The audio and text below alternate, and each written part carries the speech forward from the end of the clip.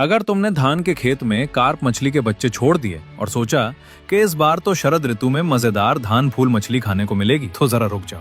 गर्मी आते आते सारी मछलियां पेट ऊपर करके तैरती मिलेंगी। असल में खेत का पानी बहुत उथला होता है।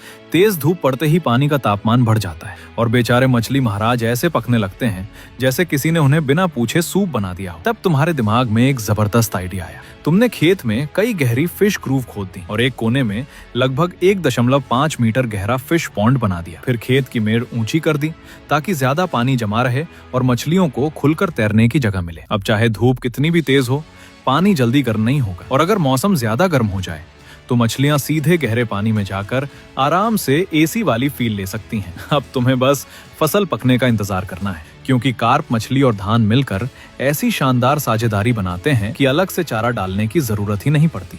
कार्प मछली सर्वाहारी होती है। ये खेत की खरपतवार, सड़ी गली जैविक चीजें, कीड़ों के लार्वा और कई तरह के हानिकारक कीट खा जाती है। इससे पानी भी साफ रहता है और धान पर कीटों का हमला भी बहुत कम हो जाता है। उधर मछली का मल नाइट्रोजन, फास्फोरस और पोटेशियम से भरपूर प्राकृतिक खाद बन जाता है, जो रासायनिक खाद की जगह धान को पोषण देता है। बदले में धान भी मछलियों का एहसान चुकाता है। जैसे जैसे धान बड़ा होता है, उसकी घनी पत्तियां सूरज की सीधी धूप रोक देती हैं और खेत का तापमान लगभग 22 से 28 डिग्री सेल्सियस के बीच बना रहता है। इस तापमान पर मछलियां आराम से खाना खाती रहती हैं और जल्दी बड़ी हो जाती हैं। जब धान में बालियां निकलती हैं तो ढेर सारे धान के फूल अपने आप पानी में गिरते हैं। इनमें स्टार्च, वनस्पति प्रोटीन और पॉलीसैकेराइड भरपूर होते हैं, यानी मछलियों के लिए बिना ऑर्डर किया हुआ फुल बुफे तैयार। इससे उनकी बढ़ने की रफ्तार और तेज हो जाती है। इतना ही नहीं, धान की जड़ें प्रकाश संश्लेषण करके लगातार पानी में ऑक्सीजन छोड़ती रहती हैं। पानी में ऑक्सीजन भरपूर रहने से